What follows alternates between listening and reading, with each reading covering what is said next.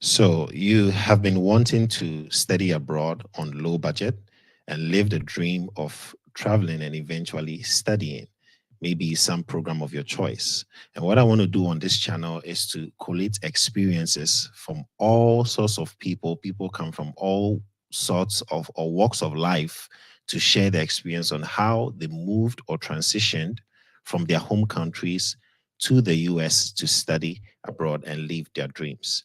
Today, I have as a guest who I go way back with on my Telegram page. For those of you who are not aware, I have a Telegram page aside my YouTube, the Facebook, the TikTok, and then the X. I have a Telegram page where I have visa or mock interview sessions. One of the people that I've been working with for quite some time now is Francis. I'm going to allow Francis to come on board to talk about his experience, where he came from, to just tell us a story, right? And I believe that it will resonate with you. Some of you are really going to learn a great deal of lessons from his life story. So I'm not going to talk too much. I'm going to allow him the space to share his story. So he's going to tell us his background, where he's coming from, and what motivated him to come to the US to study. Meanwhile, if you're watching and this is your first time, you may want to tune in or subscribe to my channel. I have a Facebook channel, YouTube. I have Telegram page that you can join. I have TikTok, and then I have X. So without much ado, I'm going to bring Francis on board to speak to us. So Francis, you're welcome. Hi, It's good to have Danny. you. Yeah, thank you. Thank you. Awesome. Awesome. Now, can you please give us a bit of background about you, who you are, where you're coming from, and your motivation to come to the US to study? Oh, okay. My name is Francis Osetutu from Kumasi, definitely. I was a tutor in Kumasi upon Memorial Senior High School, precisely located in Kokofu in the Ashanti region. I was teaching French language, and I decided to take a move, or let me say the greatest move of all, to move or to relocate to United States of America just to pursue my Masters of Arts in foreign languages. So this is a little thing that I can say about myself. Awesome. Awesome. So, what really motivated you to come to the US to study? What I would say is that all my life, I plan like going to the, let me say, the Western world to pursue my masters. In fact, United States of America wasn't part of my plan because I had already heard stories about how people are being denied and their visa processes which are cumbersome. So all my focus was going to the United Kingdom. And moreover, with the program that I offered during my first degree, the French language, I thought, no, United States is quite out. So my focus was quite either United Kingdom or France. Right. So after school, we were about three guys. In fact, a colleague of mine, whom you already know, Frank. So we started doing Yeah. some research here and there, and all my life, as I said earlier on, I had this passion to do my masters abroad because I just wanted to change the Right. environment and also to have a feel, or how Hmm. does it take, or how does it feel to be trained by other people who are not from your community. So we Right. started doing our research. In fact, our main focus was France. So when we were in level 300, we decided that we would go to abroad to have our masters. So we wrote these exams in French. Those who are offering French will know it. It's called DELF. It's in English. Okay. It's kind of that IELTS or TOEFL exams. So we wrote them and we passed. So we started our research. We did a long. In fact, we did a long research.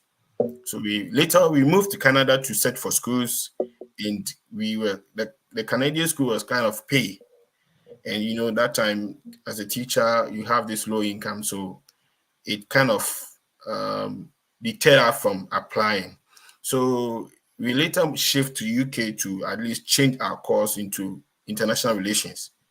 So we Right. had a friend who had already gone to UK, and we were kind of talking to that friend. So we saw that no, UK to like a lot of teachers were moving to UK, and it was kind of like a Hmm. mad rush. Everyone wants to move to Okay. UK because To UK UK, has yeah. this flexible way of visa application. So to cut Hmm.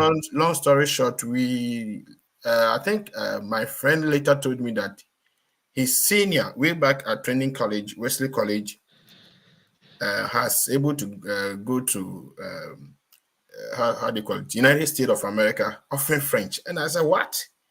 Can we offer French in US? Say French in yes. US, yeah. Then we started making our research.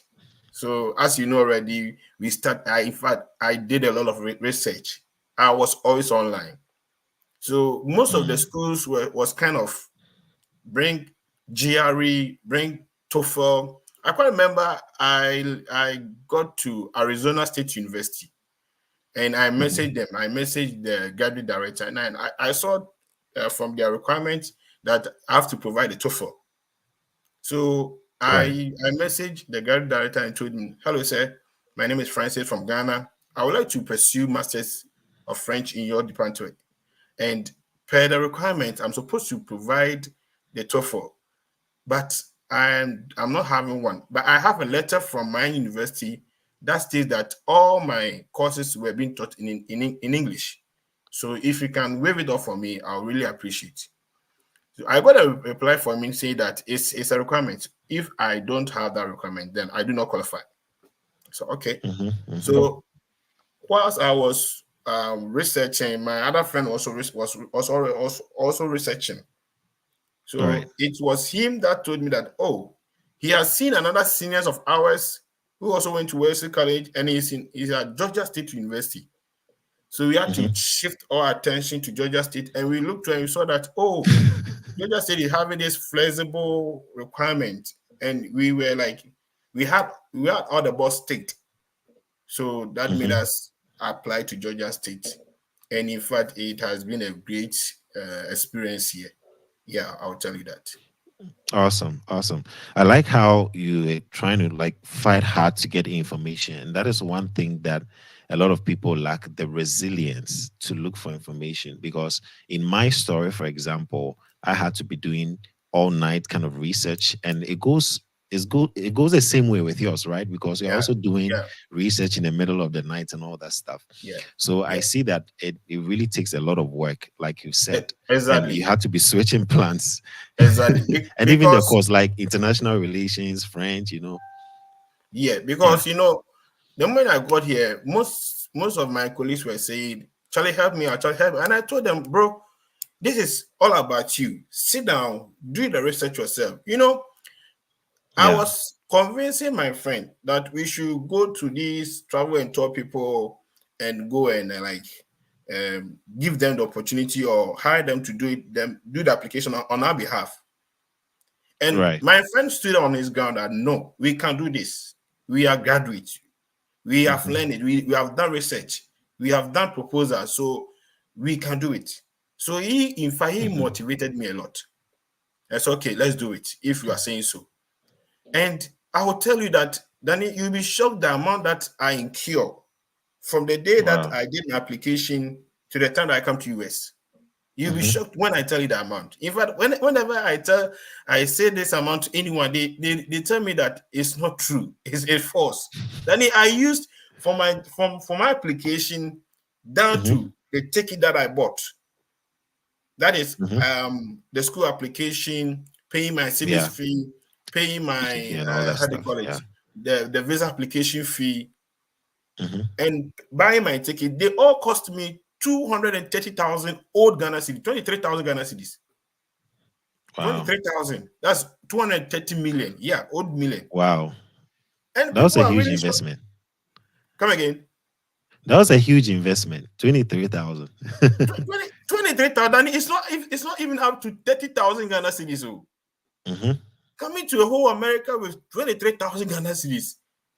In Yeah. fact, like you people just come to you, write the statement of purpose for me, do this, do that, and I'll be asking them, bro, you went to university, so why don't you go Hmm. and do a research? Yeah. And like I Because always at the end of the day, you are coming to be a graduate research assistant. exactly. And when the information is coming out from you, I tell you, Danny, wherever you present yourself, you're able to give out whatever you did in your process. Up to now, I can tell you any little detail of my statement of purpose. Up to now, Mhm.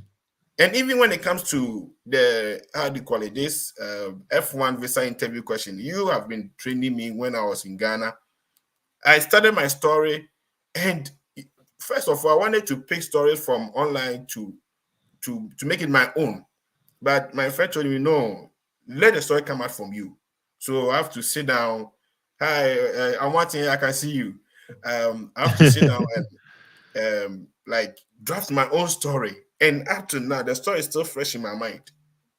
So I would say that let us all try and like, if you want to come to America, please don't give the slot to anyone. So far as you have Mm, graduated from the university, you can do it. It's not you can something do it. that is Yeah. like it's not a difficult thing. Just sit down, do your research. As Danny was saying, I used to stay up in the night doing the research. I had one student who was quite closer to me. Anytime that I close from school, I pick my laptop, I connect my phone to the laptop, and start doing my research. Yeah. Mhm. Yeah. So, tell us about your visa interview experience. What did the VO? What kind of questions did the VO ask? Because I know that a lot of people are curious, and sometimes they even get nervous. You know, Eh, uh, and fine, they practice all right. They are so confident with the practice, but they get to the visa interview and they forget their answers. Tell us about some of the challenges you Ah, faced. Danny. Wow. I would say that I used a whole about 2 months to prepare. You remember that you Mm, interviewed me about 5 times back to back. I was mhm. always on you. Even to the Yeah. point that sometimes you were sleeping. I have to call you, Charlie. This is my story. Oh, how do I present it? Yeah. So, uh, thankfully to God and to you and to my wife and to my friend Mhm. as well, we were all doing this interview. They were interviewing me back to back. So I thought that I was fully prepared. I was fully prepared all the way around. Danny, Mhm. the moment I entered that embassy, no, Danny, the environment alone is kind of this. You feel that pressure on you. Because that place is chilled. I don't know Yeah. that environment alone. The moment you pass through that security chest and you go to the first tent, you see that that place is chilled. Everyone is The place where tense. you wait, the place where you wait to Yeah, enter that waiting place. for your judgment. I tell you, before you are being called into the room to join the queue, Yeah. that place was tense. So I was kind of tense, but I was able to hold my composure because I knew that I was well prepared. So we entered the room, we took our biometrics, and we joined the queue. And then whilst you are on the queue, you can see that someone is being denied, Oh someone is yeah. being approved. So You hear, I'm sorry, I'm not going to give you the visa today. I tell you, Your so heart is just you can see, like, you'll be thinking, so what will be my fate? What is going to happen to me? And you have pumped a lot of money into this. You know, the service fee, yeah. the application fee, you are paying this, you are paying that. Even the visa application fee, it's not that easy. So Mhm. you'll be feeling tense. What will happen to me? I can't remember. I saw this fine gentleman, well-built gentleman. You can see the muscles, the chest, everything was there. In a tie, white long sleeve. I can see that the guy was so filled up in the shirt. And the guy was talking. So all that I heard was, sorry, you do not qualify. And you can see the guy With was all shaking. the talking. Oh, Charlie, the guy was shaking. The guy was kind of, oh, so Charlie. So what I did was that I wasn't looking at those in front of me. I just turned my head to the window. You know, when you are joining the queue, there's a window beacon. So I was just looking outside Yeah. because I didn't want to focus what is ahead of me so that it will like swerve me off my answers. Mhm, mhm. So I was in the queue. We were moving. There was this, I think, Indian woman. That woman was Yeah. Yeah. refusing people back and forth. Yeah. In fact, So, I will not cut you, but that was my second experience. It was the Indian lady that rejected me. That was oh, my second F1. That was 2019. mm. So Yeah. this woman was refusing the people back and forth. So it was my turn when I was supposed to go to that Indian woman, but there was this guy I had standing in front of me.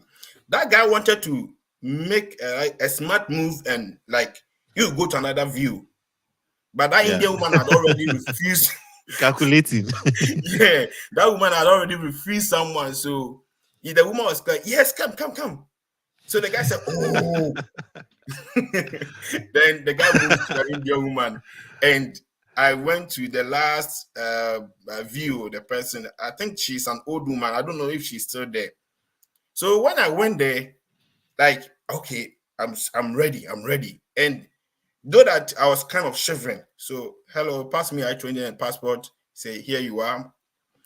So the first question that the woman asked, and during the interview mock that you were doing with us, you kind of saying that if you don't hear anything, just repeat what like what did you say? Yeah. Mhm. So the woman asked me a question. If I didn't hear it clearly, but since I wanted to give that confidence, I think the first question that she asked was, "How will this program help you to do?"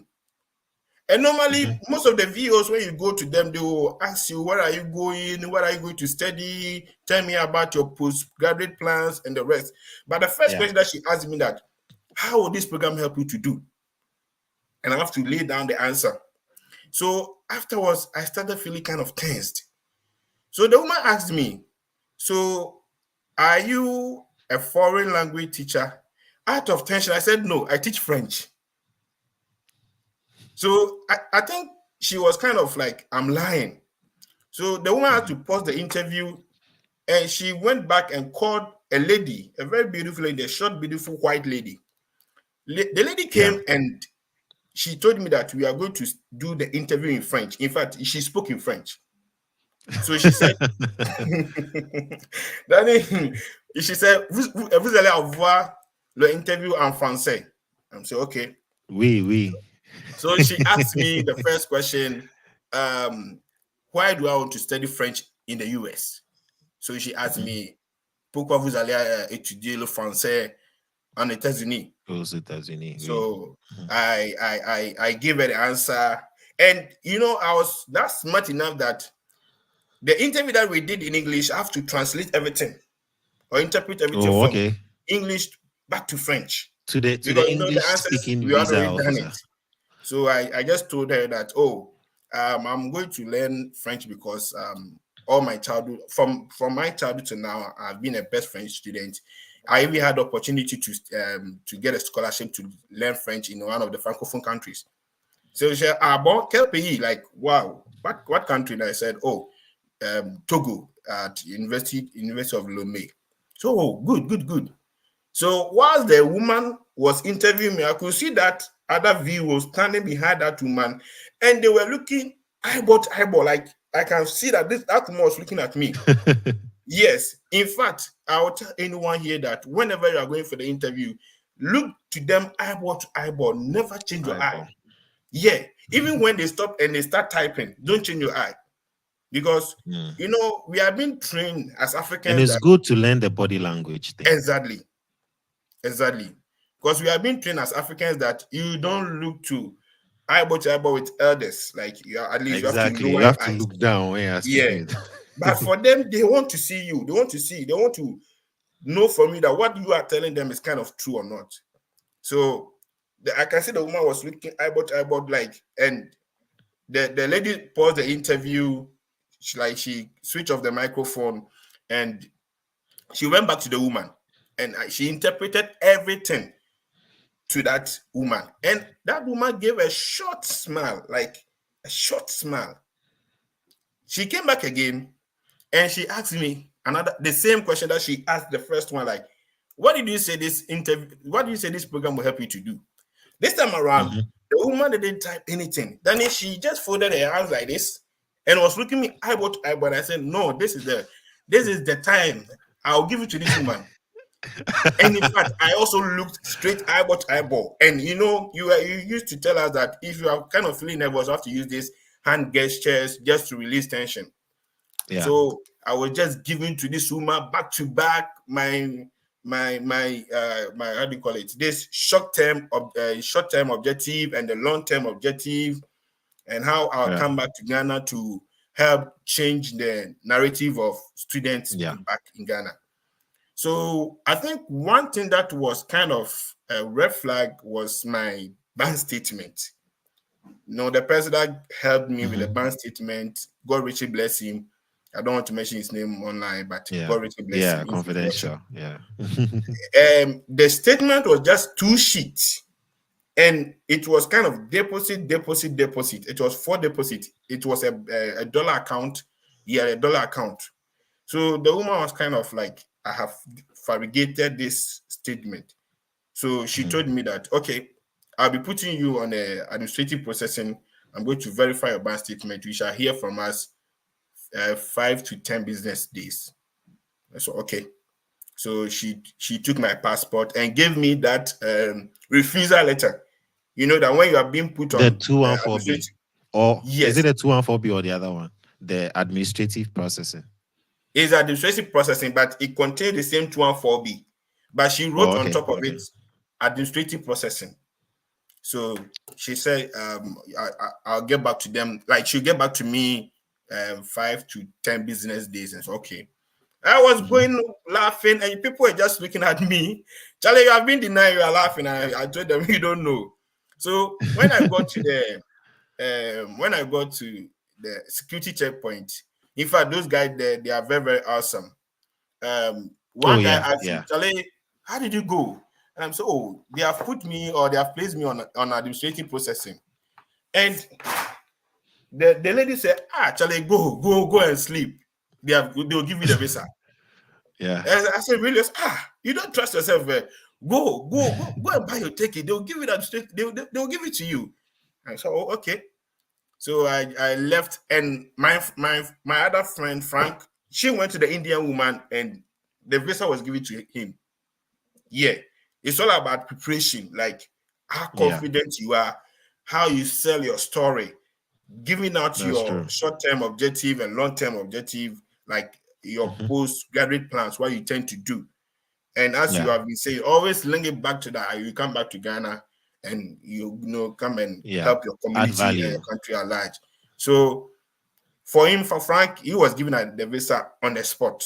So he was having this short white sheet. But for me, I was having this big sheet. And I was kind of, oh God, why? In fact, I wanted to walk from that place to Circle. Because like I was like, yo, Jeff, I can see you. So I was like, oh Charlie God, why? We came, like you are giving one. And Frank was just kind of motivating me. Oh, what, you get it, don't worry, you get it. So to cut a long story short, I think on Tuesday I was teaching, and when a friend of mine called me, have you checked the cane? And I said, no, I'll check later on. I go home, I pick, and voila, it was approved.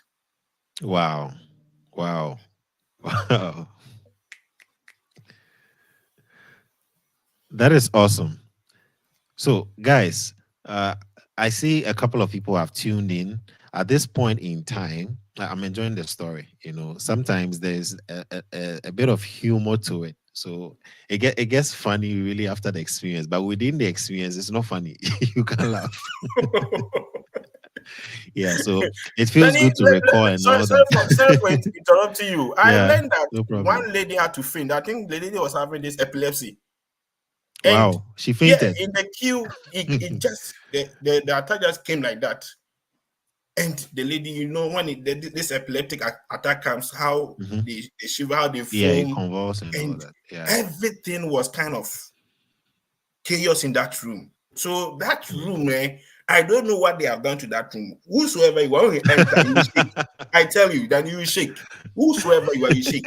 But if you are well Oh yeah. prepared, the moment they ask you the first question and it starts flowing, like as if you are on a hill and riding bicycle and someone just push you, you just go wow, you just flow. You Yes. know, Yeah. one thing I noticed, when we had having this mock interview, people used to copy online answers, and then he used to tell us Yeah. that let the story come from you.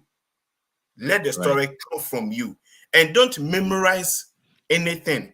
Let it flow like a communication thing, because you are going to just sell yourself to the view. Because if you have memorized the thing, they will easily identify. Though, yeah, they can So tell. one Yeah. question, they can turn it other way around.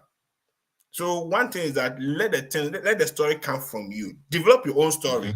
If you're going to Yeah. study biology here in US, you know the opportunities after that. Like you can Google what are the opportunities after having your master's in biology, and you can sit down and plan what to be my long-term goal. What you tend to do. So let the story come from you, because I can remember one person was asked how he got the. In fact, they asked me that how I got my graduate teaching assistantship. They asked me Right. that question. Yes. So you have to develop your own story. Let the story come from you. You don't memorize the question. Because my wife used to tell me that, babe, in fact, your answers are you told me the first day that I've memorized my answers. And I was no, but my wife used to tell me that no, the answers that you are giving is kind of like memorization. Let the thing flow. Let it flow naturally. And you are always telling us that sometimes you have to stand in the mirror, you ask yourself question, you answer to see Yeah. how strong you are. So with that, I think, and we pray when you pray on top of it, God will do everything. Yeah, I believe so. So, guys, if you just tuned in, I'm interviewing Francis. He is currently in the United States. A story of traveling on low budgets, and if that is what you want to do, that is what I propagate: how to travel and study abroad on low budget. We know sometimes it's a little bit cost intensive. So, how can we travel with the little we have and pursue our dreams in the United States? While you're here, kindly like the video, share to your WhatsApp groups, share with your friends so that they come and listen to some of these experiences, because you're going to learn. You never know. Maybe there might be one message that changes your life, changes your trajectory. Like he said, let the story come from you.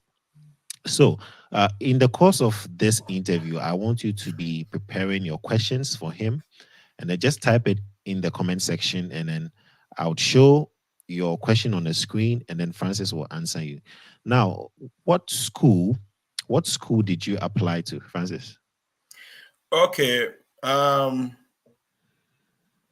Let me say that before I got the Georgia State University, or before I landed or finally decided to apply to Georgia State University, I had already done a lot of research.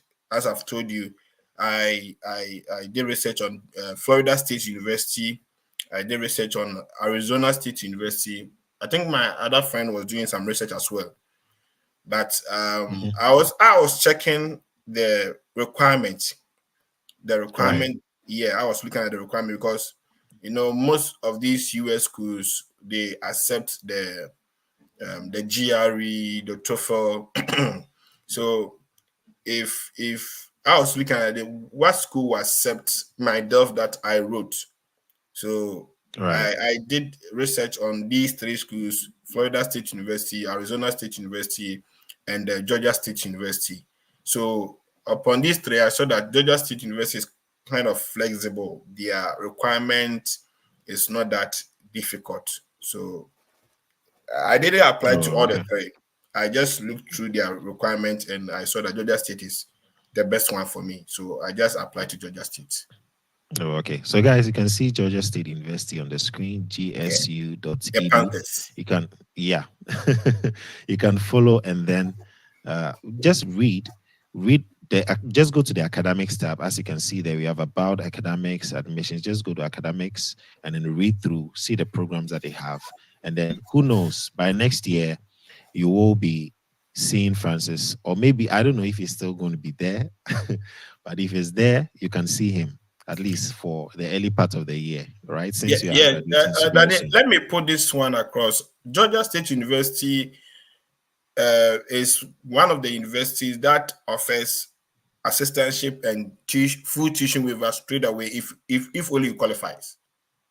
Wow. Yeah, like for my department, for instance, I was never interviewed. Oh, They just gave me the full tuition waiver and the assistantship. wow. Other Guys, are you hearing departments, this? they interview you just to know whether you qualify for the assistantship. But for the full tuition waiver, you definitely get it. But one thing about Georgia State University is that they need a GP of 3.0 and above. They Oh, need a okay. GP of 3.0 above. Or in layman's term, someone would say second class upper. Oh, okay. Yeah. Okay. So you just, if you are within that category from second class upper to first class, you qualify to Georgia State University straight. Yeah. Oh, okay. All right. Now, there's a question on the screen I want to answer before I ask you the next question. PK Junior is saying, with HND, is it possible to get admission with scholarship to study at the master's level? And can you recommend some institutions, please? Okay, with the recommendations, you have to do more research. But I'll say that yes, it's possible to get admission into a master's program with HND, but it will require additional coursework or some experience. Okay. Yeah. So you're going to have to put in a lot of work to get that. But you can go on calls with the university officials and they can give you more information on that. Okay, so Francis, tell us, what was your first impressions of the US when you got here? What was the experience like, the culture, the environment, any culture shocks? Okay. Let me put this one before I come to a question. Now, having get your visa, you are not yet done. You need to prepare for the immigration. That is the entry point. Because when I got to US, there was this guy who was leading the queue. And I thought, I know that this guy, they were bringing him back to Ghana. Because Wow. the way they were drilling this guy, to the extent that Wow. he had to bring out his phone, his money. You know, Hmm. when you get a visa, you are not done. You need to know. You need to get Yeah. the facts, where you are going, what program. It's kind of another interview. Let me put it, a second interview. My other friends, they had it on a silver platter, but when I got to the immigration point, that is the entry point to, it was another battle for me to fight. So we had about 4 entry points where each entry point there was this immigration officer there. So on the queue, there was this white Homeland Security police officer, and that guy was drilling people left back and forth. But yeah, it's so easy. So before we left Kotoka, my friend had already registered. And I told him that, Charlie, let's register. And he said that, oh, it's just 4 courses. So when you get to US, then we register. So we lo and behold, we were able to land to US safely. And this Homeland Security officer was drilling people. In fact, this old man and a couple, a man and a woman, they are kind of old. The man was drilling them left and right. I was, why another interview? Okay. So it got to my turn, and he asked me, the first question that he asked, where are you going? Again, where are you going? And I told him that I'm going to Georgia State University to have my master's in foreign languages and literatures. And he asked me, what is your concentration? I told him French language. And he switched the language back to French.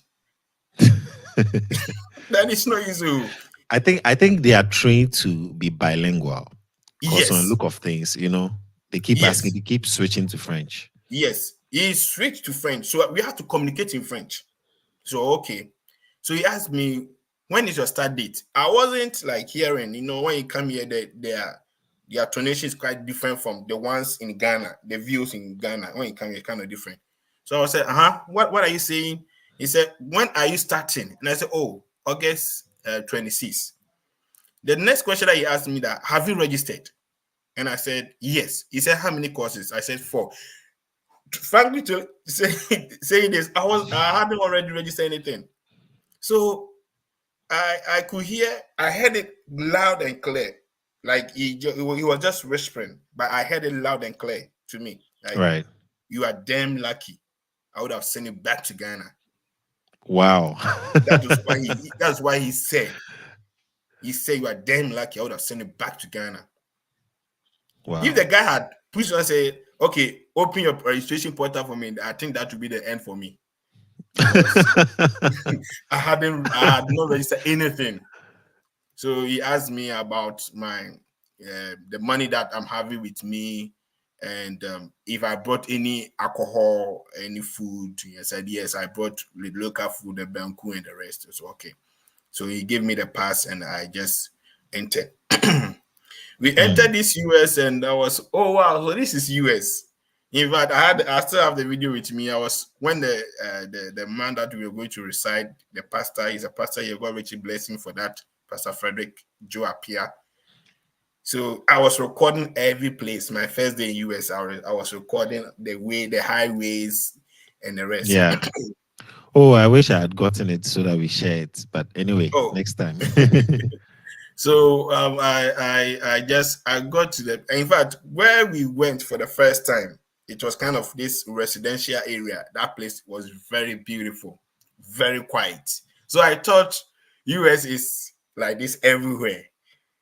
So the next day we were supposed to, no, we stayed for about a week, and after that week we were supposed to go for our orientation. So the pastor drove us to the campus. What? I went there and is this US? Then the place stinks. You know, it's kind of it's a downtown thing, and Yeah. most of the homeless are residing in downtown, and that is where the university is located. And I was, no, you can see a lot of people staying, like sleeping everywhere, and that place stinks a lot. And Danny, you know this thing, life way back, like how people see America is, how do I put it? It's a fallacy. It is a fallacy. It's never true. I don't know why they come back from America back to Ghana and just portray that life in America is so sweet. Like people were saying that I've been to small heaven on earth, and I was just asking myself, you call this place a heaven? A place that stinks everywhere, homeless, and if you don't take care, people just attack you. Yeah, you'll be attacked easily. So I came here and my perception was, no, this is not the US. Though that they have these nice places around that you can go. Even with that, you have to be very careful, because the United States of America do not play with their security at all. Oh, yeah. If you don't take care, someone will shoot you for no reason. We were here when we heard a story that a child was like had clothes from school, and that child was supposed to, like, when he was going home, he thought that this apartment was the house for me, not knowing that he has missed his apartment, and he went and rang the bell. The neighbor came out and shot the boy straight away. He killed the boy. Wow. Yeah, he killed the boy straight. Wow. He said he felt threatened. So they said, why did he say I felt threatened? Because that is not his house. So why should you come and ring my bell? So wow. I would say that US is not what we see way back in Ghana. Though that the system works here, the system works 100 over 100. It works perfectly well here, but it's not what I perceive. You know, last time I was telling you pros that, and cons to it. Yeah, exactly. Last time I was telling you that when I was coming, I was discussing with my wife, and I told her that, oh, when I come, within 6 months, I'll get money. We buy plot, we build a house. So okay, but I was building the castles in the air, knowing that I'll be rich within 6 months, because here he said that the money they here. And Yeah. then we came here, and 3 solid months we were in the room. 3 solid months. Nani, we were in the room. Oh, you can't get any job to do. And as international student, Yeah. it is not allowed for you to work. Mhm. You You just have need to be 20 school. hours a week. Yes. Yeah. So I was like, where's the job? Like, you call these people, they say that the place is full. You call this place, the place is full. Like, every place is full. And I was like, wow. Lucky for us that the stipend that they were giving to us was what I was sending back to my wife to take care of herself. Right. Other than that, yeah, it would have been another story to be told. Yeah. So Uh, I would say that wow. if anyone is coming to US, that person should psych himself that, Master, this place is not like Ghana. Because here, if you are Yeah. studying, you have to study. In fact, they will bring the best out from you. You know that, Hmm. yes, because all my essays that I've been writing, 4, 6 pages essay, 8 pages essay, I never wrote, even like way back in Ghana doing my first degree. I never wrote about 3 pages or 2 pages. The Mm. most page that I wrote was during my research, when I wrote about 50 pages. But here, first degree, Yeah. you have to write about 3 pages, 4 pages, and you provide it. And let me put this one across. You cannot use GPT, Oh, yeah. because they have inculcated GPT, the AI detector in your system. So the Right. moment you submit it, it will flag red. So everything comes from here, fresh. Hmm. Yeah, Yeah. Yeah. everything comes Yeah. from here. So here it's kind of difficult. It's difficult here. Yeah, but I wouldn't say that no one should stay back home. Here is a Hmm. place to just develop the talent in you, to develop Right. anything that God has given to you. Because US, they have been saying, it's a The land of opportunity. environment really. Yeah. Yes, it Yeah. really supports whatever you have. Hmm. If you're a footballer, if you're a singer, if whatsoever you are, Anything. anything, US will just refine it for you and bring it out to you, because you have to Yeah. work. And working, let me say, if I say work, let's say in the factory, the normal outside work, or working in the school, Hmm. it's not that easy. You have to work. You have to Yeah. work. You can't plagiarize. You can't copy Hmm. anyone's work. You can't use GPT. So if you're coming as a student here, you have to psych your mind that I'm going to learn. Then Going I to learn hardly and all sleep that. at Yeah. 11 o'clock. Oh.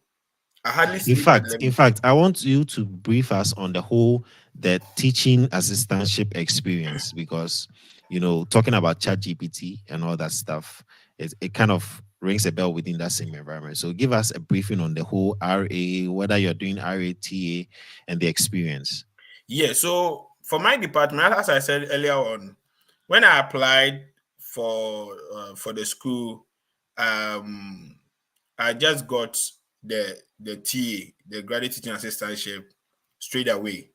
In fact, the dev also helped me. The dev that I wrote way back in Ghana also helped me. So I was just giving the TA. So when I Hmm. came in my first year, I was doing a student instructor. Like, we had a big office, and those students who weren't understanding the concept we taught in class were coming to us for how do you call it, Tutorials. tutorials or remedials. Yeah. Yeah. So I started my full-time lecturing this semester, and Oh, okay. yes, and it wasn't easy. Or let me say, it has never been easy, because you need to prepare your PPT, Yeah. you need to mark, you need to respond to emails, and But did you have experience teaching in Ghana before yes, getting this? yes, Okay, so I've how taught would you 11 years compare in it? Ghana. Teaching Americans and teaching Ghanaians. How would you compare Danny, one it? thing that I would say in Ghana, or let's say teaching here, is that before you can be a teacher here, you have to be emotionally strong, physically strong, yes, mentally strong. In fact, all the 3 areas you have to be strong, and cognitively you have to be strong here in the mind. because the students who are coming, they are well prepared. They can put a question to you and you'll be shivering in class. And yes, and afterwards, at the end of the semester, the student will write an evaluation about you. Oh, yes. That Yes. evaluation will be with you till you die. Because in US here, anything that you do, they want reference. So, like for me, example, I'm saying that I taught or I lectured at Georgia State University. They Yeah. will go and search for my evaluation from the student. So what the student will be Mm-hmm. saying about me is what will help me to either get a job or not. Yeah. So comparing these two environments, Ghana and US, as I said, Ghana, we are being trained to say yes, sir, yes, madam. You don't challenge the tutor. It's kind of nowadays that the system is kind of changing, but for Ghana's own, it's kind of how do I put it? They have overdone it Okay. because you voicing out or saying something to your teacher doesn't mean you have to disrespect the teacher. Doesn't mean you have to attack the teacher. No. But Right. I think it's hard time that we give out we pave a way for Ghanaian students to also voice out, like, Build that and build confidence. up exactly, because like the teacher, we see Ghana teachers as the epitome of knowledge. Everything coming Yeah. from the teacher is final. Yeah. So whether the And teacher sometimes is, the Ghanaian teacher can even be offended that the student is correcting them, you know? you see my point. Most Mhm. teachers are a cake. Let me put it that way. Most teachers are a cake. Do you know? I've done this, I've done that. But let me tell you, knowledge, these students that are coming, some of them are shark. If you don't take it, they will disgrace you in class. So if you don't know, you Mhm. don't know. I can't remember I was teaching something, but I have to switch the how do you call it? The topic so that to revive my class. And I was teaching them. So what I was asking them, what's the difference between an ocean and a sea? And everyone was Mhm. sharing the idea. One student asked me, Professor, what is the difference? I said, I don't know. And they were all laughing. Yes, I told them, I don't know. That's why I'm asking you. But here, okay, let me go back to Ghana. In Ghana, when the teacher speaks, it's final. In Ghana, whatever the teacher gives you, you cannot challenge. Whatever the teacher say, the teacher is a final sayer of your academic work. But here in US, that is the opposite. It's totally opposite. Here, Mhm. the teacher is, or the lecturer is rather the student, and the student is rather the lecturer, because they have the power. They are paying for their fees.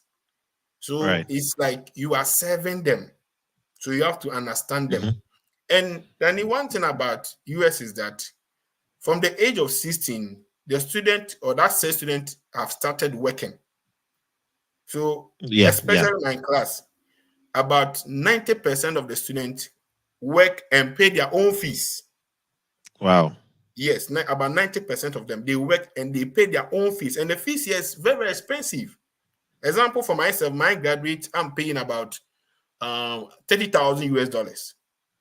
Mm. It's really expensive to 30K. get Yeah. 30,000. It's really expensive.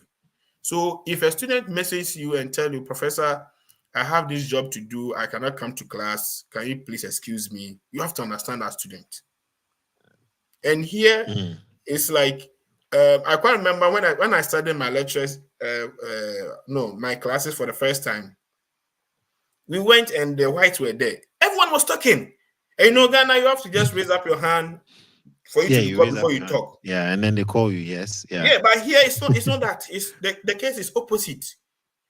Let's say Yeah. that you are making your point, and I see that no, that point that you are making, I have a contradictory point to what you are saying. I can just barge in. No, I don't agree with you because let's do like here. So Yeah. their class is kind of a discussion class.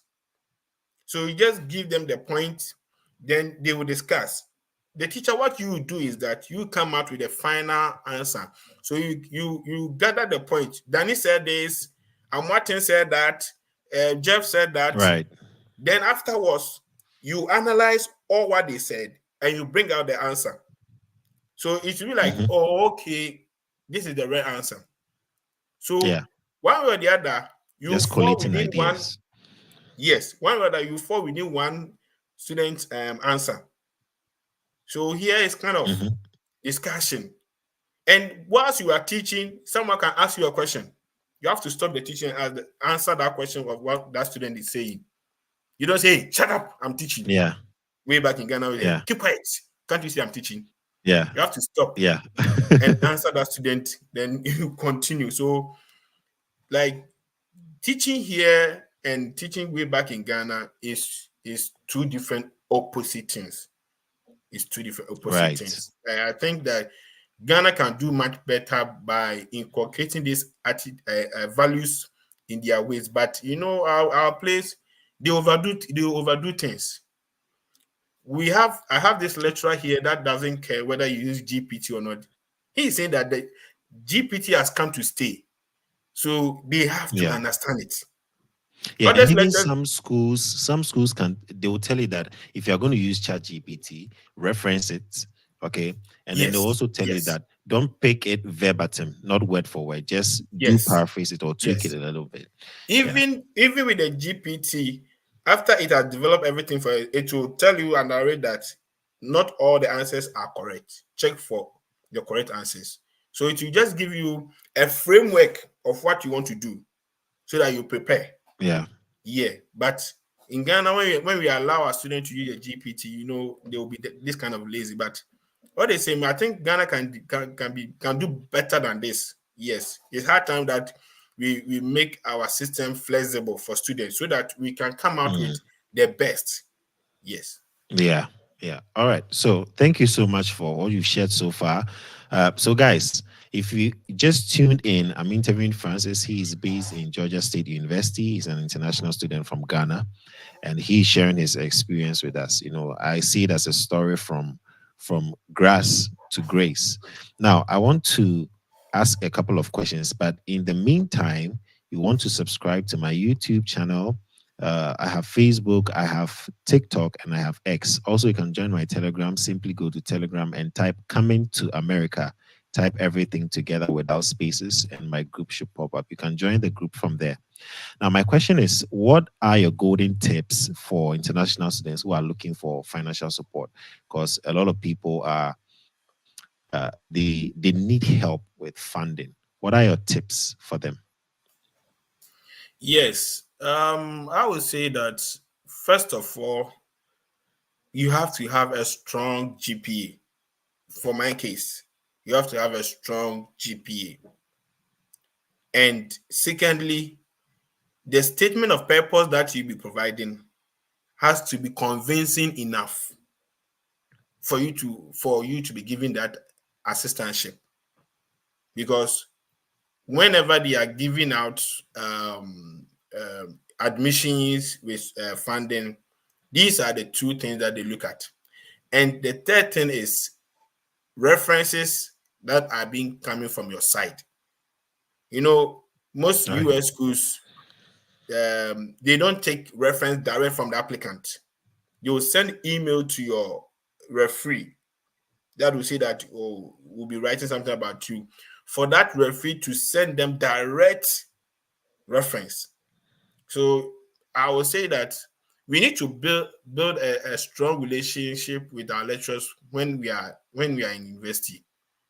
You know, this we have some of us here that kind of you don't care. You know, most students you do not when they come to the university, kind of we have come to university, I have my liberty, but you don't know these people, these lecturers, they will be the one giving you the best of reference. Before I applied to USC, I heard a story of a certain guy who completed UST. I don't know whether the story is true, but I heard it. The Mm-hmm. student used to skip classes. The student wasn't coming to classes, or even if the student would come, the student was kind of late.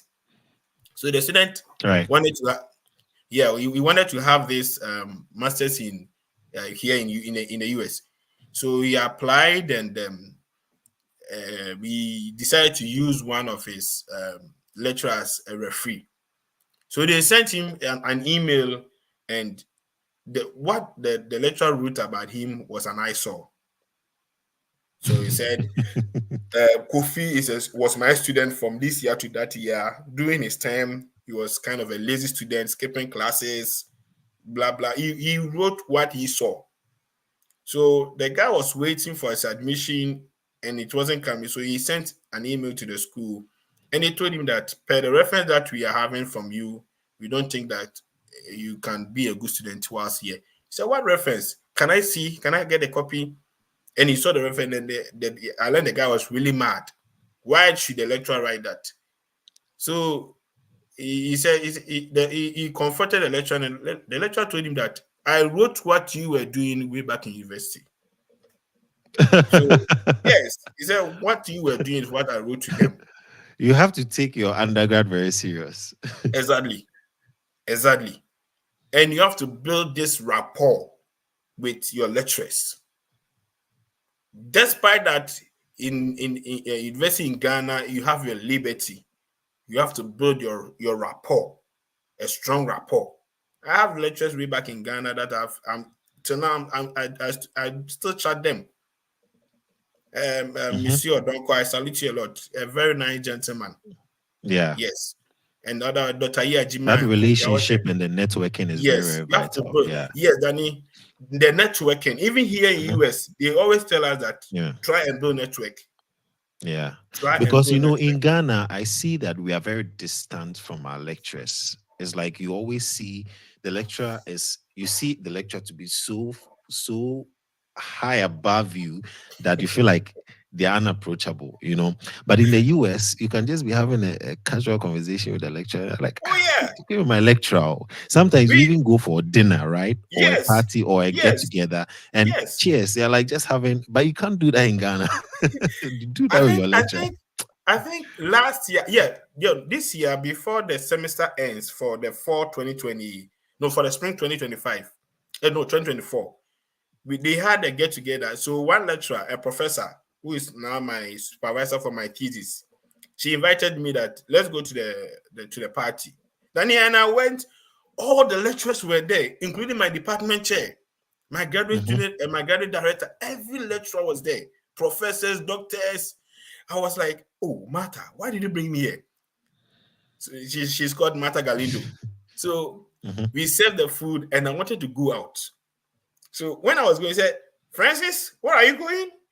Martha, I'm going to eat outside. No, sit down here. So I sat down and this lecturer started introducing me to all the lecturers. Hi, this is Francis from Ghana. He's studying world languages. Hey, hi, Francis, how are you doing? Hi, my name. And they started talking to you. The department chair will come to you. Hi, Francis. They don't care. My graduate director rides bicycle to school. My graduate director, he's a professor. Wow. He rides bicycle to school. And he will meet you and say, hey, then when I came here, there was this lecturer who came from, I think it's a visiting lecturer from France. She was disturbing all the students, most especially the Ghanaians. So I had this banter with him, and I just wanted to let the issue go because the lecturer tried to fail me. She gave me a score that I saw that no, this is not my score. So I wrote to my graduate director, and then I gave him all the evidence that looking at this score, I don't think I deserve this. So they open up a ticket for me. I have to meet the assistant department chair for one-on-one in the office, and I explain everything. So he asked me, why have you sat down all this while before coming to us? Why? And I said, I thought, this Ghana attitude thing that, I didn't want to disturb you guys. So I said, no, we are here for you. You're in your own cave and all that. Yes, we are here for you. I feel like we are not trained to have that confidence. Exactly. Ghana lecturers, one thing that they should at least develop, or let's say improve upon, is they should open their office for their students. And most students too, if you don't take care, they'll put you into trouble. So sometimes I do understand them. So the lecturer was telling me, no, I've waited so much that the thing was nearly like I don't know how to put it, but it nearly affected my academic life. So I explained everything to them, and looking at the evidence that I produced, they said, no, I'm right. So they gave me the best score, and I moved on. So I would say that here the lecturers, they see graduate student as their co-equal. Even a professor Oh likes yeah. to be called a professor, like to be called a doctor. He said, "Don't call me professor, call me doctor." Simple. You see them, we take pictures Yeah, with them. and they go by their first names. Yes, Some are yes, Frank, James. yes, You can't call your lecturer that in Ghana. yes. My graduate director, Professor Campbell, he said, "Don't call me Professor Campbell, call me Ian. Call me Ian." Yeah. Yeah. So we just message him, "Hi, Ian, how are you doing?" He said, "I'm good. You?" Straight away, he goes his way. So here they say that like they don't care. Here it's not about your credentials. It's about how you build your network with others. Yes. So I think for if anyone wants to come to US, I would say that one, get a strong GPA, two, a strong statement of purpose, three, a strong recommendation coming from your referees. That's the best Yeah. thing that will help you. Most schools will interview you to see whether you qualify for an assistantship, but Georgia State is not that way. Georgia State Yeah, doesn't. Wow. Georgia Wow. State is not that way. Guys, are you hearing this? Georgia State University. Yeah, they will just give it to you Simple straight. recommendation. Yeah, they'll just give you straight. But before you come to Georgia State, you have to have a strong GPA, a strong statement of purpose. And statement of purpose, please don't plagiarize. If you're writing your statement of purpose, don't plagiarize. Don't use GPT. Write it from your own head. We have people in Ghana that assist in writing statement of purpose. Then I said earlier on that strong GPAs for Georgia State is from 3.0 and above. In simple terms, second class upper and above. That is a Right. strong GPA. And then I think sometimes too you have to do the evaluation because if you are coming from like KNUST, which uses CWA, the cumulated weighted average, you'd have to convert or evaluate into Yeah, you have to GPA. convert it to the GPA. Yeah. They have the GPA calculator when you start the application. They have the GPA calculator. I have so many friends there who came from UST. I asked them whether they did what you were saying. They said, "Oh, they just used it. They just entered their CWA." So just have a strong GP. So if you are from UST that uses CW, please try and know your GPA. Try and know your GPA. That will help you. Then good referees, or let's say good recommendation in addition to your GPA and your statement of purpose, you are good to go. But Georgia State, I recommend Ghanaians who have strong GPA to come here because we have a lot of Nigerians here. It is Yeah. just recently that the Ghanaians have identified this when they are coming. You know, then when I was coming last year, we were so many that when I got to Kotika, the immigration point, he asked me, "Where are you going?" I told him I'm going to Georgia State University. So he asked me this question, "Why Georgia State? Everyone is going to Georgia State. What is happening there?" And I said, "I'm going to school."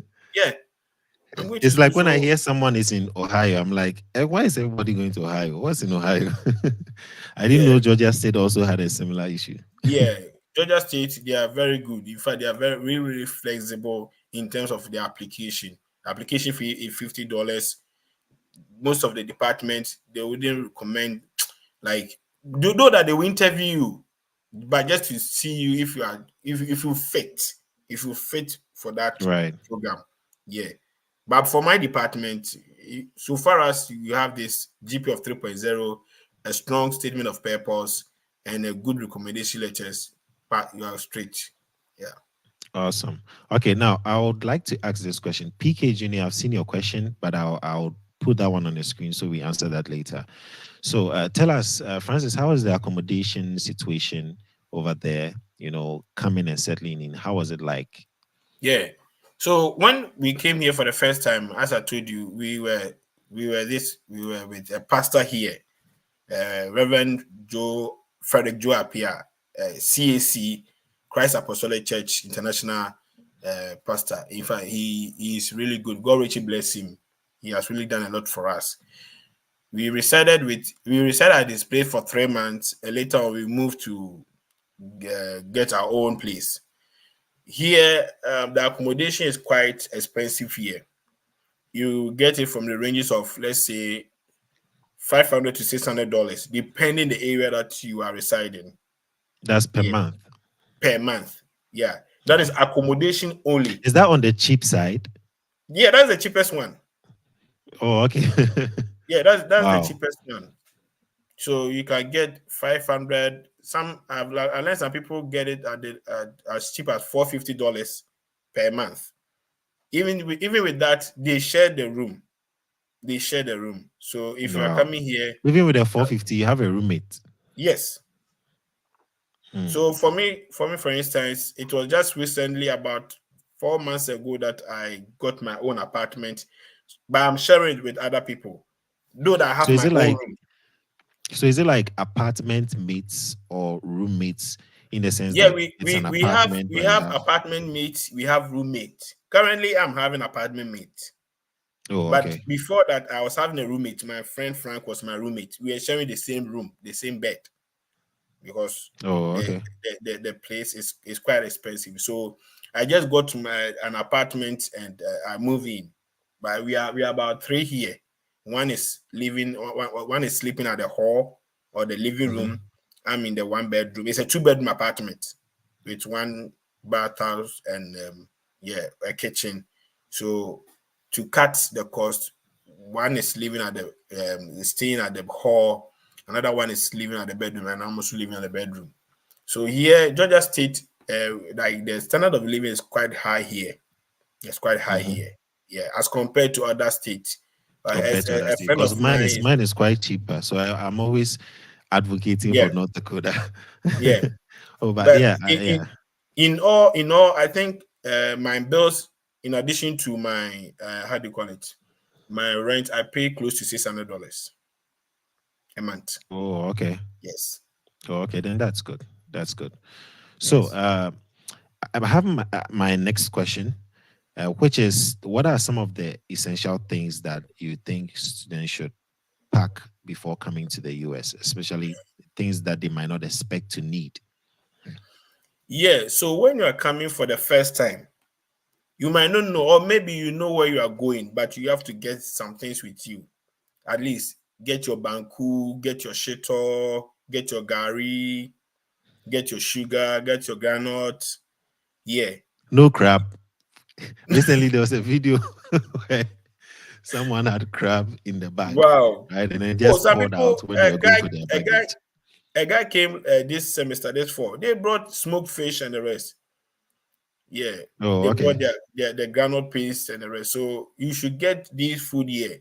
When I was coming, I contacted some students here, and in fact, that guy, I don't know. I think he gave me a false or a wrong advice. I asked him about food. He said, "Oh, don't bring food. Food is cheap here. Food is cheap here, but the money that you are bringing, you know that it will not. When you buy it here and you convert it back to the cities, it's quite huge. So if you can get those things from Ghana, get a bag and you pack those things in. It will really save you. Just recently that Really I saves finished you. consuming my shito which my sister prepared for me. Wow. Since So the is it since what was it? since Uh, fall 2023. wow, it's not Yeah. finished. Yeah, I just finished the shito. So if she's hearing me, Sister Christabel, my shito has finished. You make you pack another one back. Please So reload, reload. yeah. So you need to get this, like going to the boarding house in the SHS, going to the boarding house for the first time. You need to get those things because here their food, like I will put it this way, that it's kind of like not healthy to the Ghanaians. Yeah, We junk have food. Yes, we have a lot of diabetes cases here, and their food is kind of salt or sugar. Yeah, Either the food a is lot of salty sugar. or the Yeah. food is sugary. And if Hmm. you tend to eat those kind of food, you get diabetes very soon. I Hmm. came in Hmm. Danny, and I was weighing, I think in Ghana I was weighing about 70 something. Within 2 3 months I was weighing about 90 something. I've gained so From much the weight. beggar, the Yeah, beggar and the pizza. You know, in you know. Ghana and And some other African countries. one Mhm. thing is that food here, when you're able to finally settle yourself in America, food here is really really cheap. Like Yeah. they have this restaurant here, Great Chow. You enter, you paid Mhm. about $25. You eat whatever you want. Eat till you die. So it's a buffet. Eh? It's a buffet. Eat till you Yeah. die. Yeah. Oh, recently we And went to Pizza Ranch, and it was like $15. And it's mhm, also variety of pizza, ice cream. Hey, and that was my first time. My boss took me there. I was like, wow, hey, Charlie, I didn't know this one is here. Oh, maybe I'll come some more. But I went there once. And I see why there's a lot. We I think there's a lot of obesity issues here because the calories are a lot. Just like you're saying. Yeah. So I see where you're coming from. yes, yes. So you need to get our local food here. So when you settle down and you want to enjoy some of the American food, you are good to go. If you have a strong metabolism, you are good to go to enjoy. But you have to be very very careful. So when I was coming, I just packed those food here: gari, shito, rice, banku. I just bought them here and brought them here, and oil, just to Yeah. for emergency sake. So if you Mhm, know that mhm. you have the ability or you have the strength to, when you are coming, they'll wait at the airport, Kutuka Airport. Yeah, so you if you have the strength, because that time, as I was telling you, a common teacher, um I wasn't having that much money, and I have to like use the little that I have and bring it here. So I just got the letter that I can bring here. Yeah, Right. someone is Right. asking about the GSC school Yeah, accommodation. Dumbri. Yeah, Yeah. yeah, the Joseph. accommodation here is very very expensive. Staying at campus accommodation is very very expensive, very very expensive. Yeah, so Let's get an it on-campus apartment. yeah, the on-campus apartment is really really expensive here. So it's better for you to start with like sharing a room with someone or sharing an apartment with someone. That will cut Yeah. cost. Yeah. But then So won't you have to get like a car, or is there a transport system that, because if you're going off campus, that means that you should have some kind of transport. So yeah, here Georgia State, the train system works a lot. The train and the bus system, it oh, works a lot. So when you come, they will give you this student card, this matter card. You the use bus it. pass. Yes. Let me show mine to you. So this is the card, the breeze card. So you can see that behind it, I have the student GSU card here. So with this card, you can tap Mhm. unlimited times. You just reload it, then you just start moving. Yeah. So, but I wouldn't advise any Ghanaian or anyone coming from Africa to stay on campus, because it's really really expensive. But if you settle down and you know that, oh, I want to move to the campus accommodation, that's great. Yeah, but it's really really expensive. It's really expensive. Yeah, Yeah, you really need to come prepared. yeah. Guys, so if you just tuned in, uh, maybe you are late, but you can still watch the live stream. It will be on YouTube, Facebook. It's on X, but not on TikTok yet. Very soon it will be, but I'll be sharing snippets on TikTok. So this is Danny Legend. I'm interviewing Francis. Francis is an international student from Ghana. I know there are people from other countries that are watching, Ethiopia, Nigeria, and I mean whatnot. So I believe you are learning a lot from the conversation that we are having. And at this point, if you have any questions, since we're about to wrap up, just put it in the comment section.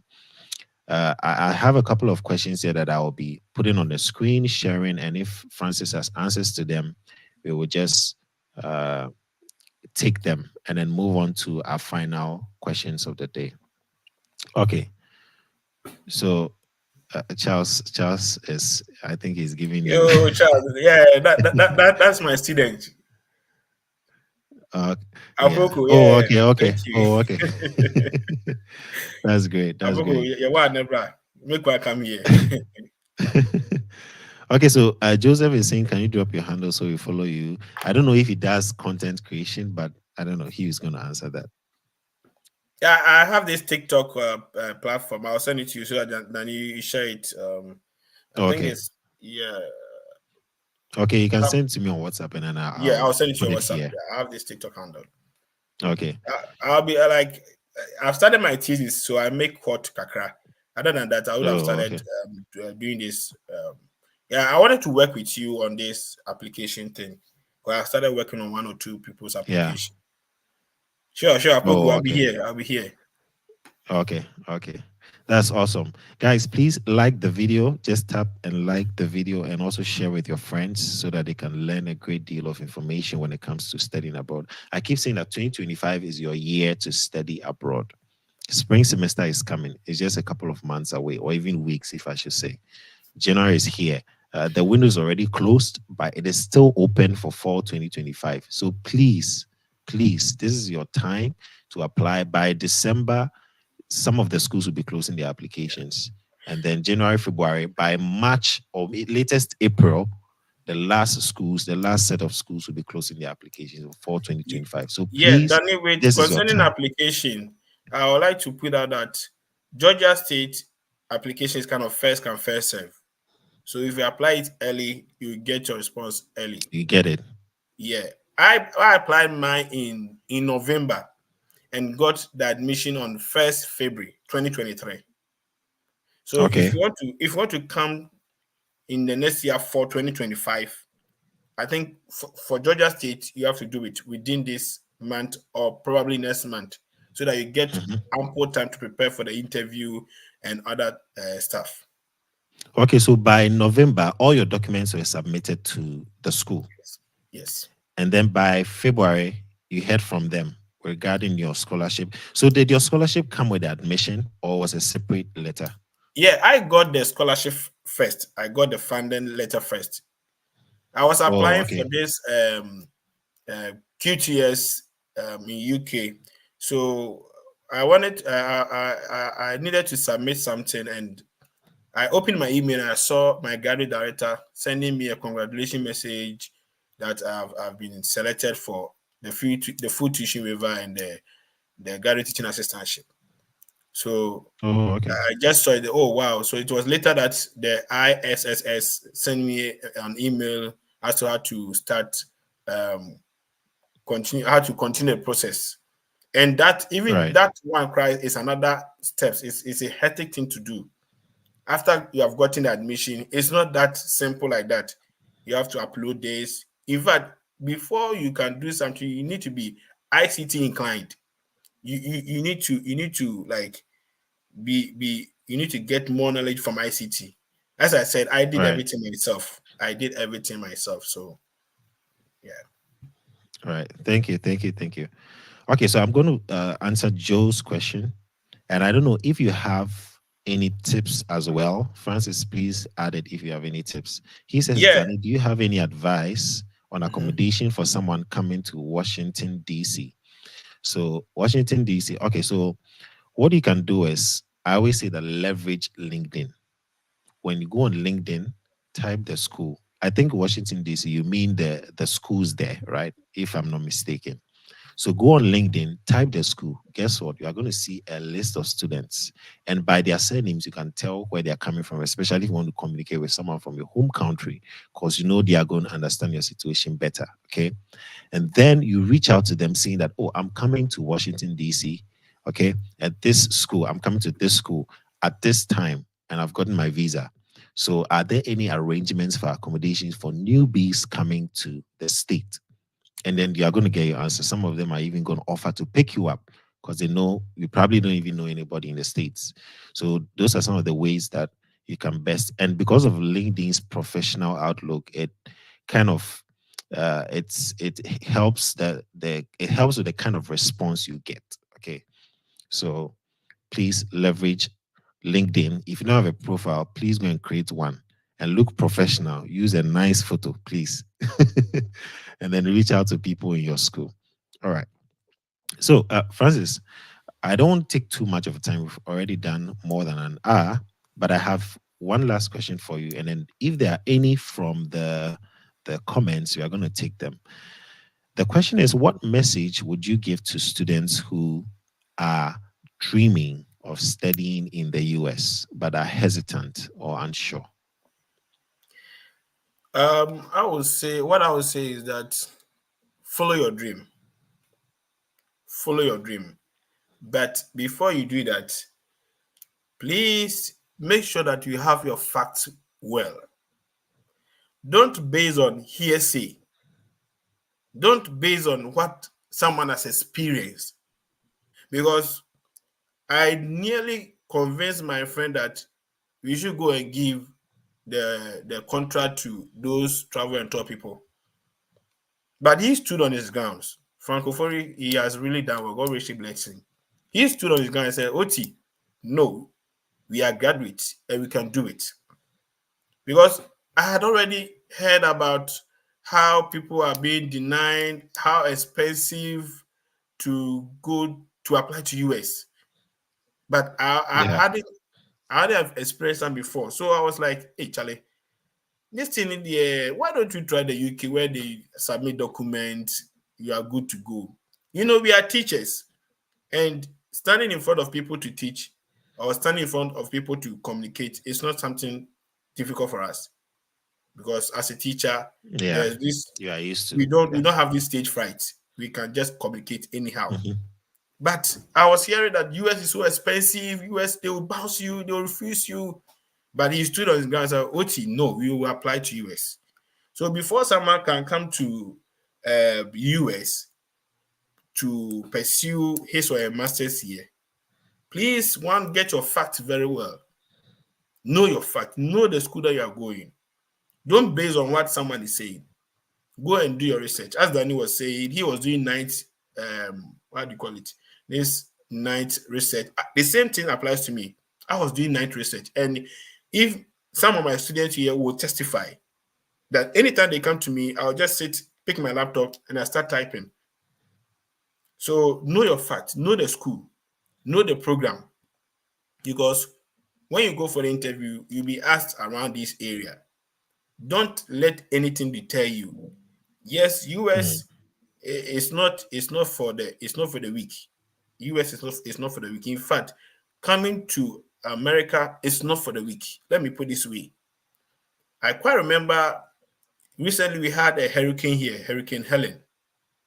And Yeah. you know, in Ghana, even if it started drizzling, people would just call, oh, sir, it's raining, no, I can't come.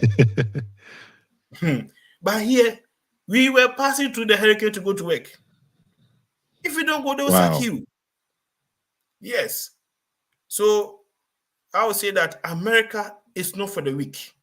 That's why I've been saying that if you are coming here, you have to be strong here in the brain, because everything that you do will come from your brain, especially Mm. Georgia State. GPT is a no-no for Georgia State.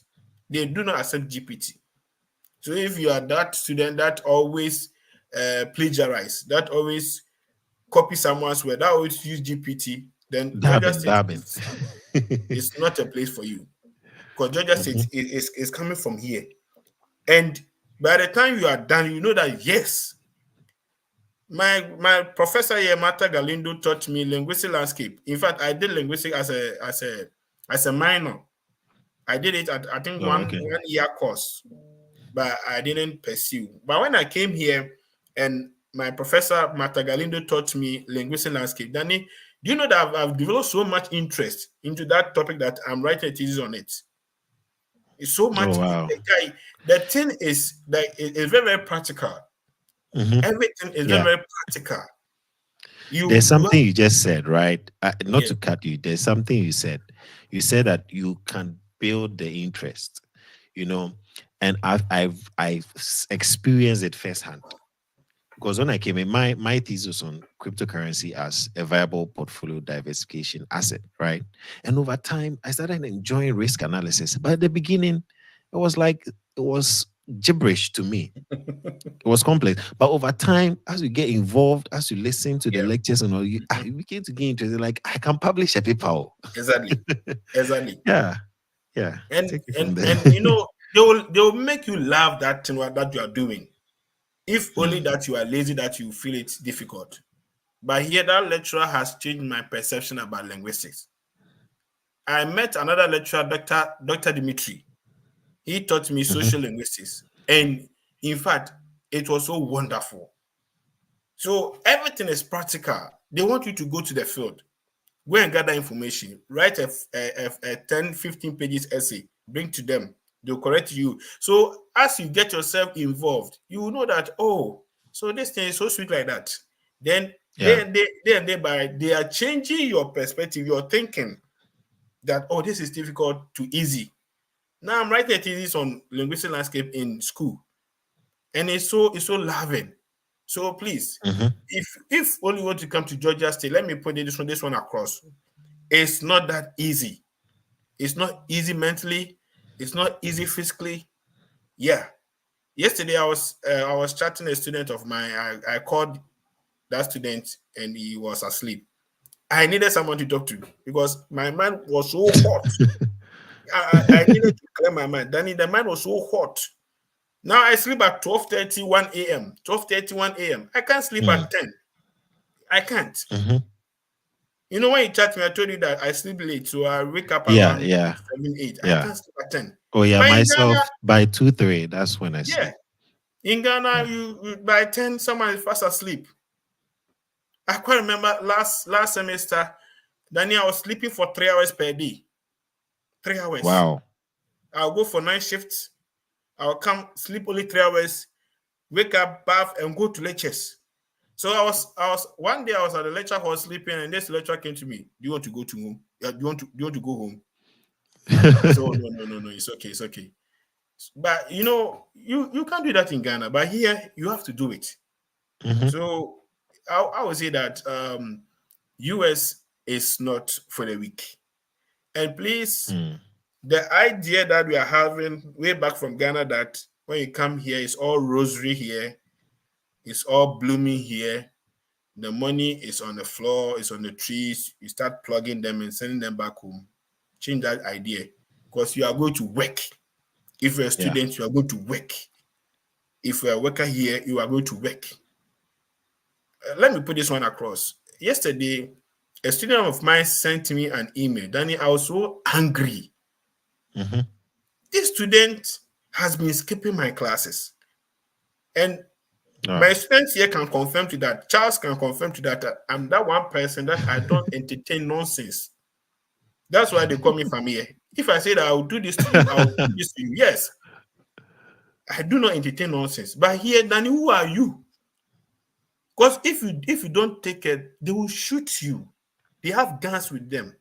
Mm. I So think your state is really aggressive on that because yes, mine is yes, a little bit calm. Yeah. yes. So with the whole Because violence thing, yes, yeah. this Georgia State community, per the history says, was part of the strong places for slavery. Yeah. Yeah. So here the The blacks see southern states, themselves, yeah. yeah, the blacks see themselves kind of inferior.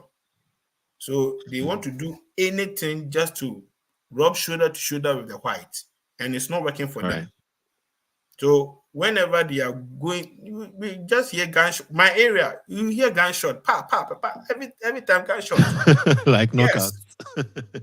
yes, they will be shooting here and there, Wow. but just stay indoors to keep yourself Stay safe. indoors. Yeah. Please, Yes, international students, if you are coming, we are not saying don't yes, go to Danny. Georgia Yeah, you State. need to put this one up because Please go. I think last Yeah. week a Ghana student, an international student in Canada was shot 3 times. A Mm. 20-year-old guy. I don't know if you heard Wow. that story. He was I, shot di- three I times. didn't hear that story. Oh, I have the photo. I'll send it to you. Nice boy. He was shot 3 times. Why? Why? Mm. Why were you shot? I was telling my friend that if you are being shot once, you will know that this one was kind of a mistake. You just happen to be in a Possibly, yeah. shooting area. But for Mm-hmm. someone to shoot you 3 consecutive times, it's not a mistake. Mm-hmm. That means Yeah. it was well planned. You know, Mm-hmm. these young guys that comes here unmarried, they want to explore. Mm-hmm. They Yeah. want to they want to change their status quo to be like these black American. They call them Akata. Mm-hmm. So when you start rubbing shoulder and shoulder with them, mind you, them for them they are crazy. Oh yeah. They Yeah. smoke anyhow. They have this Yeah. India hemp anyhow. For Ghana, you Mm-hmm. can't go and do that. Mm-hmm. Then when you start smoking, we say that you are mad. Why are you smoking? Yeah. But for them, smoking is something their It's parents like are normal. smoking. Yeah, their parents are smoking. So if they smoke, it's normal to them. Mm-hmm. So please, if you are coming here as international student, please and please, one, be just change that perspective that America is all rosy. It's not that rosy. It's a very difficult place for you. And two, education here is not that easy. But I tell you, by the time you are done, you know that yes, you are being trained. As I Yeah. told you, Yeah. Yeah. Martha changed my perspective about linguistics, of which I'm loving that course, linguistic landscape, Mm-hmm. because she did her master's, her PhD in linguistic landscape. And now, let me put it, I would say that she has changed me. Yeah, because you go to the field, you interact with them, you do this, you do that. So just prepare yourself that you are coming to your US. You are a The stranger, you go back US. home. Just gather the little thing that you can have, and you are good to go. Awesome. Thank you, Mr. Francis, for the information you've shared with us so far. I'm going to answer the last question, and then we'll wrap up for this live stream. We've done 1.5 hours already. PK Junior says, a friend of mine had passed in English. He has tried this abroad journeys, but still, is it due to his past class he got? Well, largely yes. So, but what you can do is that if you don't have really good grades, what you can do is to write the GRE that can help boost your profile, right? And get good scores. Because if you write GRE and you don't do well, it's just like still going with a pass. But the way you can prop up your profile is to really do on the GRE. So that can be a very good selling point for you when you are selling your profile to your school that you're applying to. So there's still hope, but then there are a lot of schools he will not qualify for, and then at the same time he would have to write the GRE and do well in verbal because his English is not good here. Okay, so he has to do very well in verbal, and with verbal you are learning about 4,000 words for GRE. You have to prepare about 4,000 words and get acquainted to how the structure of the exam is, and by so doing he'll possibly be able to do well. So there's still hope for him. Okay, so his study abroad journey hasn't ended. All right, Mr. Francis, any other thing to say? Any last words? Because there are no further questions. So if there are none, we'll wrap up. But I'll just give you the platform.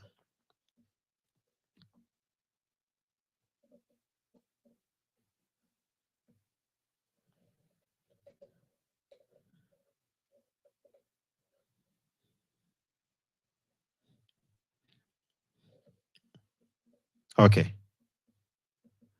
So that brings us to the end of today's conversation with Francis. And I hope you found his study abroad journey insightful and very inspiring. If you're already thinking about studying abroad, I really encourage you to take the leap and explore the opportunities that await you. Remember, every journey starts with a single step.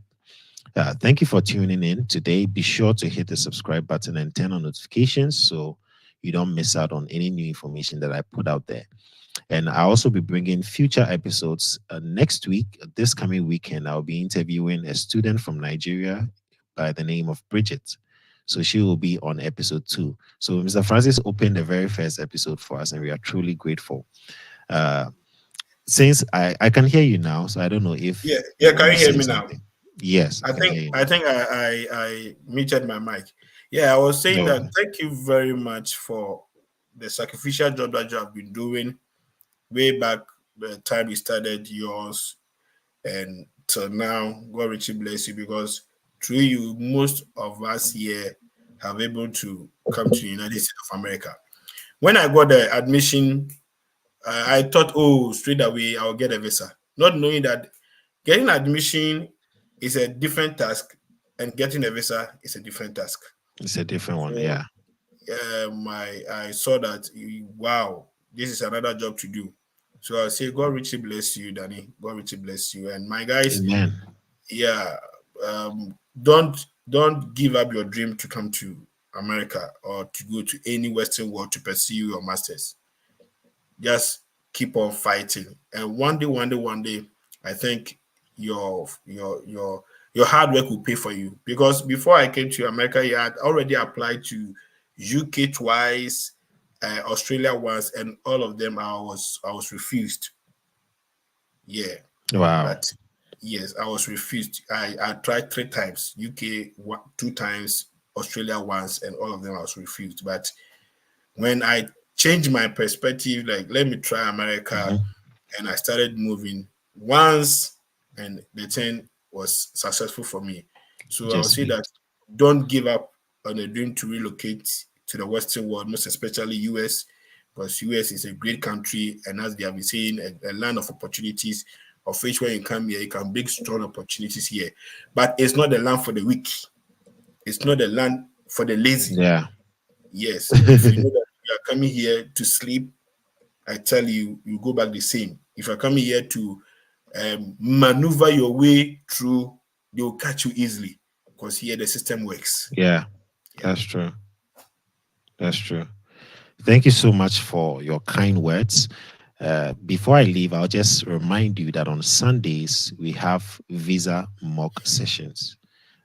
Visa mock sessions where you come and then we do a role play with me being your visa officer. But disclaimer, I'm not an immigration officer, neither am I a visa officer. I just play the role, okay, so that we can just better prepare you for your interview when it's due. So feel free to join the Telegram Coming to America. Type everything in and you see the group. All right. So thank you so much, Mr. Francis, for sacrificing your time to be on here. I'm truly, truly, truly grateful. My And pleasure. viewers, stay curious and keep pursuing your dreams. I'll see you in the next episode when I interview Bridget. Have a good rest of your day. Bye.